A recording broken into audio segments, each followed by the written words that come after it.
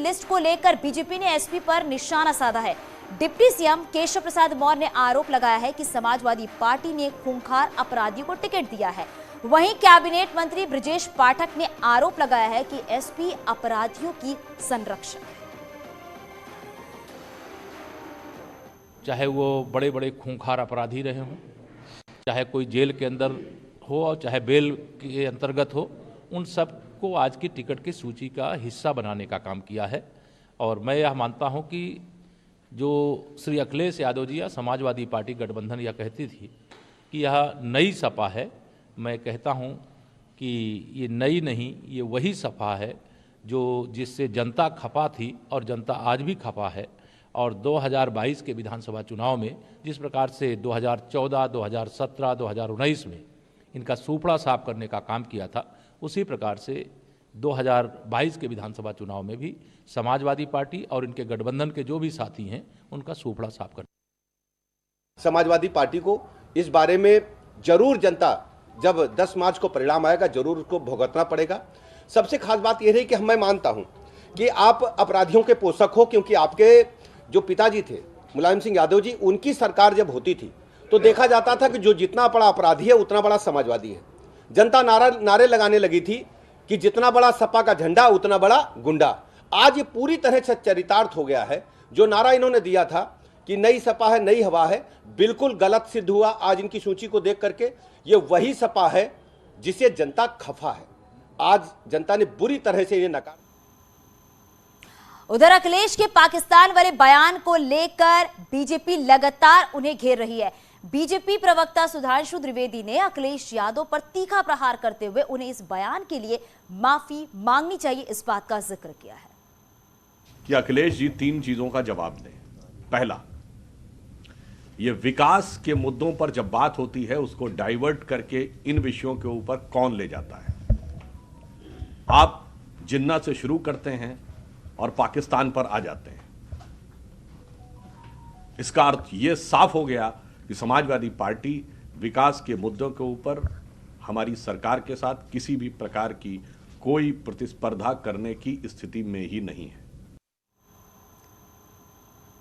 अखिलेश यादव के पाकिस्तान वाले बयान से भड़के कांग्रेस नेता प्रमोद कृष्णम ने कहा कि बीजेपी से लड़ते लड़ते पाकिस्तान का समर्थन करना नहीं चाहिए। अखिलेश यादव पर वार करते हुए कृष्णम ने कहा है कि सेकुलर नेताओं की बुद्धि भ्रष्ट हो गई है। न्यूज 18 इंडिया के हाथ शो आर पार में प्रमोद कृष्णम ने जमकर खरी खोटी सुनाई। रमेश देवगन, इस देश में मुद्दा है बेरोजगारी, बिल्कुल मुद्दा है। महंगाई है, भूख है, प्यास है, स्वास्थ्य सेवाएं हैं, लॉ एंड ऑर्डर का इशू है, उत्तर प्रदेश के अंदर कोरोना की महामारी का इशू है। लेकिन अगर भूख है, बेरोजगारी है, उसका मतलब ये नहीं कि हम पाकिस्तान का समर्थन कर देंगे। हम बीजेपी से लड़ेंगे, हम देश के अंदर लड़ेंगे। लेकिन अफसोस के साथ मुझे कहना पड़ रहा है, सेकुलर नेताओं की बुद्धि खराब हो गई है।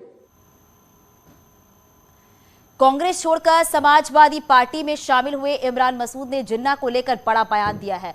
मसूद ने कहा है कि समाजवादी पार्टी मोहम्मद अली जिन्ना की मूर्ति नहीं लगाएगी, बल्कि बीजेपी लगाएगी, क्योंकि आजादी से पहले श्यामा प्रसाद के साथ मिलकर यह साबित कर दिया था कि जिन्ना के साथ कौन है। देखिए, समाजवादी की सरकार आएगी, समाजवादी हाईवे बनाएगी, समाजवादी की सरकार आएगी, समाजवादी कारखाने लगाएगी कि लोगों को रोजगार मिले। समाजवादी पार्टी की सरकार आएगी, समाजवादी पार्टी की सरकार ये जो आपने नफरत की खाई खोदी है, इस नफरत की खाई को पाटने का काम करेगी। समाजवादी पार्टी की सरकार आएगी तो किसान को दाम मिलेगा। समाजवादी पार्टी की सरकार आएगी तो बहनों को सुरक्षा मिलेगी। मूर्ति लगाएंगे आप और उत्तर प्रदेश के अंदर प्रचंड बहुमत के साथ अखिलेश जी को मुख्यमंत्री बनाएंगे। यूपी में चुनाव को लेकर सुरीला संग्राम और तेज हो गया है। रवि किशन, नेहा राठौर और मनोज तिवारी के बाद अब कांग्रेस नेता रागिनी नायक ने भी गाने के जरिए बीजेपी और यूपी सरकार को कटघरे में खड़ा किया है। महंगाई, बेरोजगारी, लखीमपुर खीरी कांड और पिछले साल कोरोना काल में प्रयागराज में गंगा किनारे लाशें मिलने को लेकर उसने सरकार पर भी निशाना साधा है। वहीं एसपी प्रवक्ता अनुराग भदौरिया ने भी बीजेपी पर निशाना साधा है। नमस्कार साथियों, चुनावी बिगुल बज चुका है और भाजपा के नेताओं ने उत्तर प्रदेश में झूठ का बाजार सजा दिया है। मैं कोविड पॉजिटिव हूं पर रुका नहीं गया। असलियत का, सच्चाई का आईना इन्हें जल्द से जल्द दिखाना जरूरी है। तो ये भाजपाई नेता कह रहे हैं कि यूपी में सब बा, जे कभू न रहिल उ अब्बा। तो जरा हम भी बताएं कि असल में यूपी में का बा। योगी की सरकार बा, डबल इंजन की गुहार बा, 2 करोड़ बेरोजगार बा और महंगाई की मार बा, पेट्रोल डीजल 100 के पार बा, काम धंधा अरे ठप है व्यापार बा, औरतन के पल्लू खींचे बारंबार बा। हे दद्दा, यूपी में का बा के बाद अब का होई? अरे मत पूछा दद्दा, भाजपा के नाश होई, झूठ के विनाश होई, अखिलेश के राज होई, खुशियों की बरसात होई, बीजेपी की मात होई। और सुना चच्चा का होई? नफरत ना होई, गफलत ना होई, कोनो तरह की आफत ना होई, राहत ही राहत होई, अखिलेश के राज होई। उधर सीएम योगी आदित्यनाथ ने भी ट्वीट करके विपक्ष पर पलटवार किया है। ट्वीट में उन्होंने लिखा है, एक कहावत है, करे न धरे तरकस पहने फिरे। पूरे विपक्ष का यही हाल है, सत्ता में रहे तो कुछ करा न धरा, अब चुनाव के समय तब तरकस पहने फिर रहे हैं।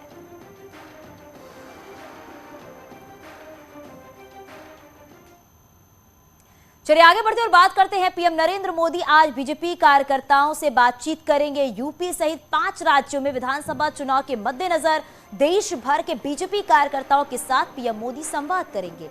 अपने संबोधन में पीएम मोदी कार्यकर्ताओं की हौसला अफजाई भी कर सकते हैं, उन्हें चुनाव में जीत का मंत्र दे सकते हैं। पीएम मोदी कार्यकर्ताओं को क्या क्या टिप्स देते हैं, इस पर सबकी नजर है। और अब बात करते हैं टिकट बंटवारे को लेकर बीजेपी के मैराथन मंथन की। यूपी विधानसभा चुनाव में बाकी बची सीटों को लेकर बीजेपी का दिल्ली में लगातार मंथन हो रहा है। माना यह जा रहा है कि आज बीजेपी बाकी सीटों के लिए उम्मीदवारों के नामों का ऐलान कर सकती है।